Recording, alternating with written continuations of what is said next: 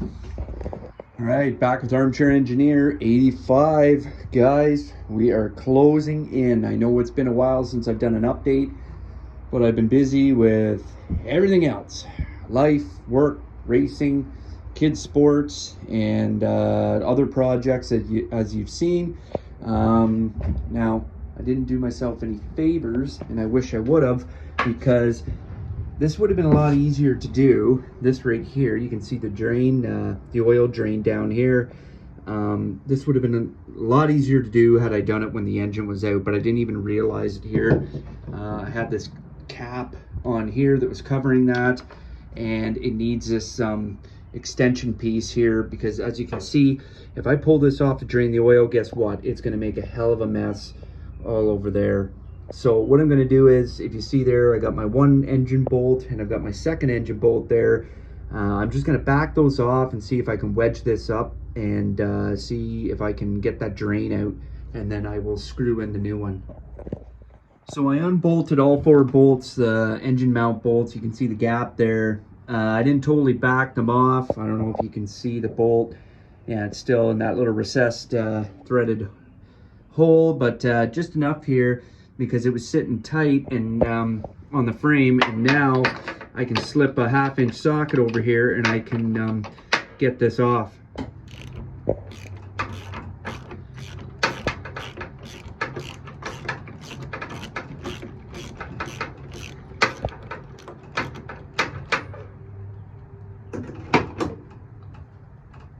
There we go.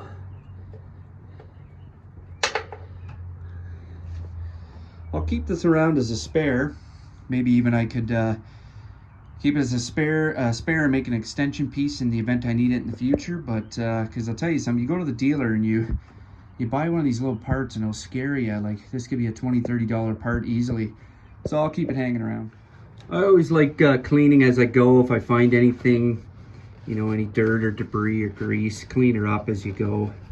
Especially in a case like this with a, you know, your oil hole. You don't want crap going in there and then potentially contaminating the oil or the filter, or you know, damaging bearings. So anyways, okay, let's install the part. Okay, new spout here uses the same size socket, so we'll just I'm just working one-handed here. Come on, give me, there we go.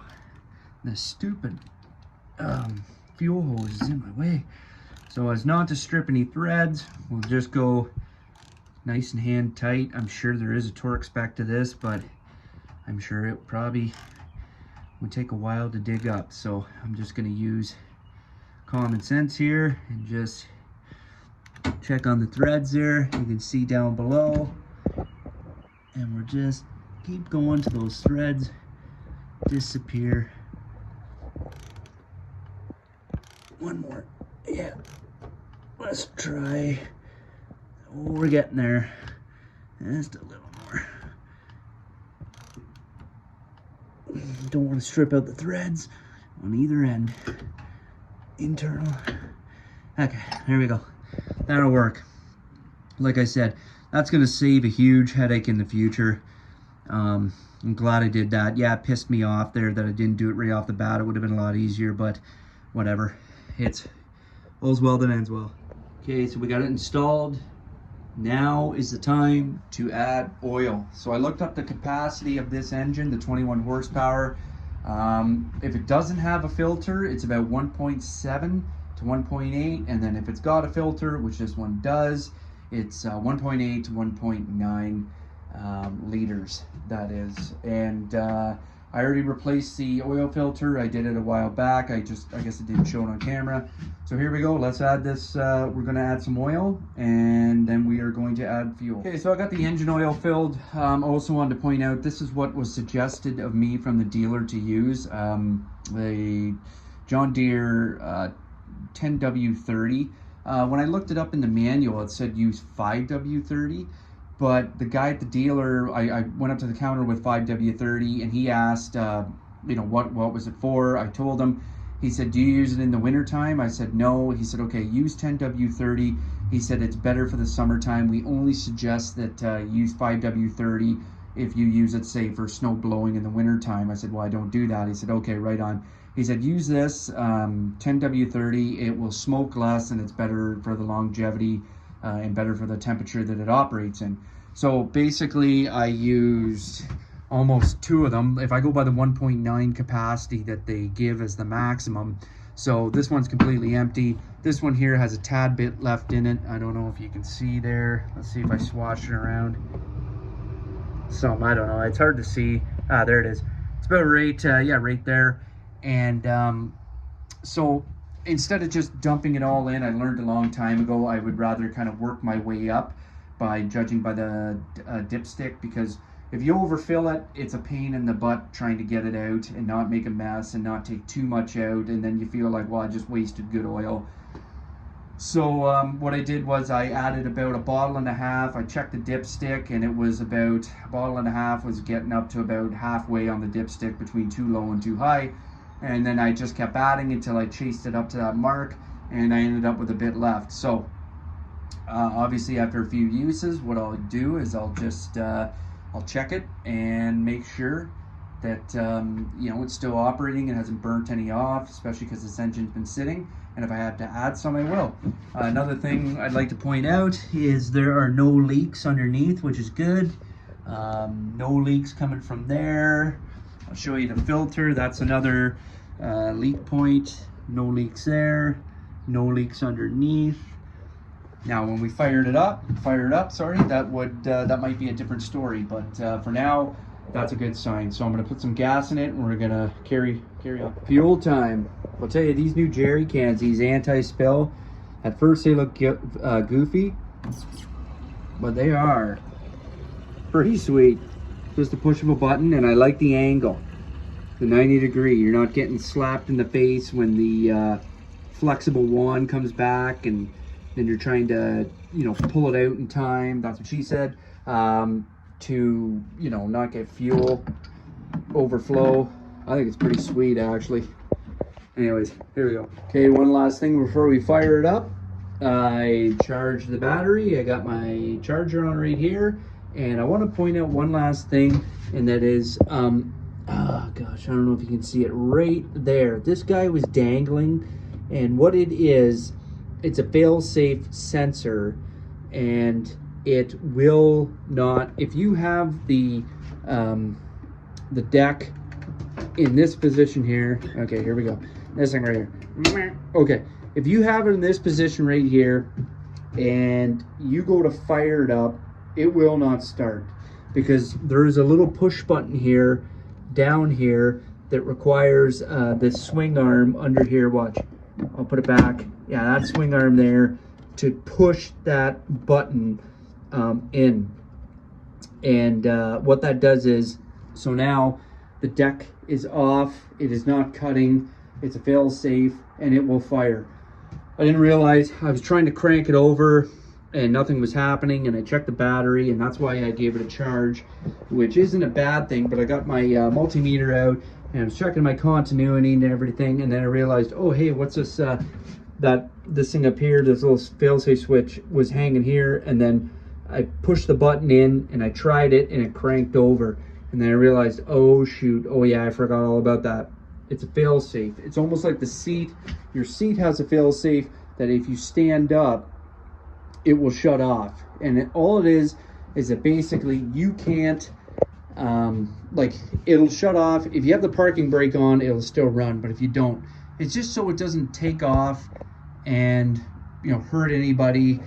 And actually, believe it or not, I think it's a pretty good thing, especially this one underneath here. It's just so that you can't fire this thing up and you have somebody standing like this with their feet underneath and the blade starts spinning. Or, you know, kids, if they're standing here, they slip and, you know, the blades suck their feet in. It's not a bad thing. Do not delete it. And you know what? Don't delete this one either.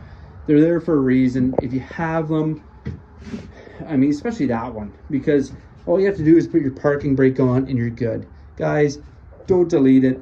Okay. I'm going to fill this tire up It is flat as a pancake, and we are cranking this thing over. Let's go. Okay, we got the old rat rod. We got the old school hood off. Just like an old hot rod with a V-twin. Here we go. Yeah, let's set the choke. Let's do that. Got her down low. Let's see what we got.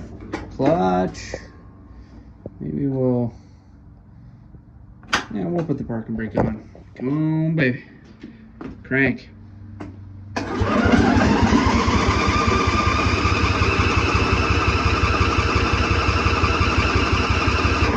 Okay. I'm gonna give it a moment. It might be pumping fuel right now. I just want to see. I don't want to burn out the starter, but that's a good sign that the decompression valve is working. The fact that it's spinning that easy and that fast. It's not going wow like 90. Woo, woo, woo. I do know for a fact that the fuel lines were empty, and the fuel tank, I'm sitting on top of it. It's underneath my bomb. And there's the gauge right there. And it's got to go quite a ways, and it has to go even further. It's got to go all the way up this line to the fuel pump, and then the fuel pump, and it's got to split it off to the 2 cylinders. So we'll give it a bit of credit, okay? I'm not trying to save face. Let's go.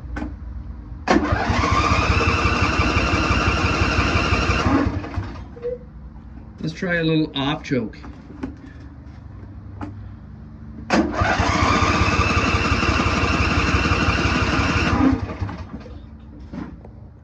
Okay, so we're gonna try a couple tricks here. You know, anything you know about engines, it needs fuel, air, and spark. Air is somewhat of a given, okay? Even excuse me, with a dirty air filter, you are gonna get air. Like, you know what? If you got a dirty air filter and you're concerned about it, take the damn air filter out. But air is just one of those things. Unless you've like crushed a pipe, an intake pipe or something like that, it's, I don't know. It just, you take it off. But right now, what we're concerned with is spark and fuel. And right, I have here carb cleaner, and carb cleaner is basically, it's a, you know, you can get easy start, but carb cleaner works the exact same, and I've owned both, and they do the same thing. So in the event that you think, hey, I don't think I'm getting any fuel, what you can do is shoot this into the cylinders, and if it fires even for a brief moment, you think, okay, it fired because I did this, but obviously it's not getting fuel. And in the event of a spark, my friends at Harbor Freight, I picked this up, and this is the best tool ever, and this will tell you if you are getting spark to your spark plug. Now, you could have problems with your spark plug, but your ignition coil, this will rule it out.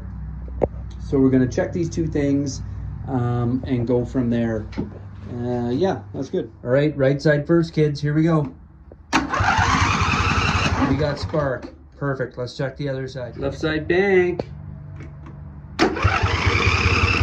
Spark. Perfect. So I pulled the plugs. This plug is for this side, and this plug is for this side. And look at the difference between the two. These are old, but this one, oh my god. And it's not even as black on screen as it is in real life. This is black. It looks like white here. It's not. This one here, it's definitely more white, but the difference is the soot. Like, look at that, incomplete combustion. This thing was running rich and running shit. Oy, oy, oy. And this run was running, yeah, it was running rich, but not as rich, and running shit. So we're gonna clean these plugs up, because that potentially could be the reason why. We check the coil here, we check the coil there, and we are getting voltage to the coils. So we're gonna check these two plugs, clean them up, put them back in. If I have to get new plugs, I'll do it, but I think I can clean these up, and then we will move forward. Okay, so I got our plugs in the vise, and I've got my snap-on quick fire. You need this. Not yet. I'm gonna use this, but not for that video. That's another video, but I'm gonna clean these up, burn all the carbon off, and then we're gonna check that they are in fact delivering spark. So hold tight.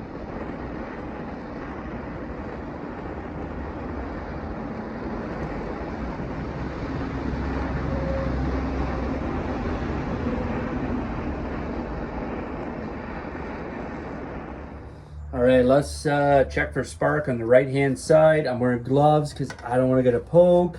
It doesn't feel nice. Here we go. We ground it out on here, and let's see. Yes, sir. We got spark there. Let's check the other side. All right, here we go. Left hand side, if you're the driver. It's going to take a bit of wrangling, but here we go. Yeah, we got spark. Okay, that's good. On to the next step. Okay, so what we're gonna do right now is we're gonna, not the greatest angle for you guys, but I'll show you. So you got the hole here, the spark plug well on the far side here, and what we're gonna do is we're gonna spray some carb cleaner, or if you have easy start, you can do the same. I'm gonna shoot it in the cylinder. If I can find it, my goodness. Yeah, it's buried. By gollies. So we're going to shoot it in the cylinder right here. This one's at the back. And I know you guys can't see very well, but I'll move my hand. Give it a healthy dosage. And then what we're going to do is you stick your plug in to lock it in. Ooh, you can smell it. We're going to do the same to the other side. I'm going to walk you around here in real time. I'll try and find the right angle. How's that? Yeah, right about there. Okay, let's go right here. Fuel line is always in the way. Okay, here.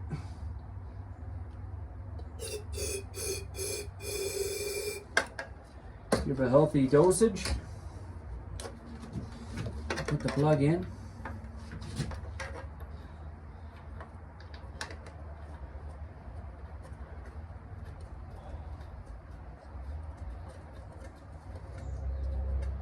Okay, so I'm going to tighten these down both with a ratchet, and then I'm going to put the plugs in like so, and we're going to try and fire it up and see if it fires up and see if it stays fired up. And we'll go from there. Okay, we got them both in. Starting fluid, carb cleaner, whatever you want to call it. We got them in spark plugs. We know we're getting spark. We know we have air.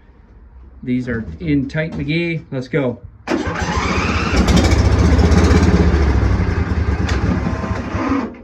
Okay, let's wait a moment. So, especially on that side, we saw some spark. Let's try it again.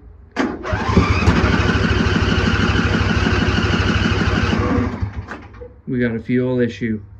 Okay, so this is gonna end part one because this is all part of doing any type of repair or major swap. I just wanted to show you guys, I can even smell carb cleaner, but I just wanted to show you guys that sometimes, you know, you think you got everything installed and that ain't it.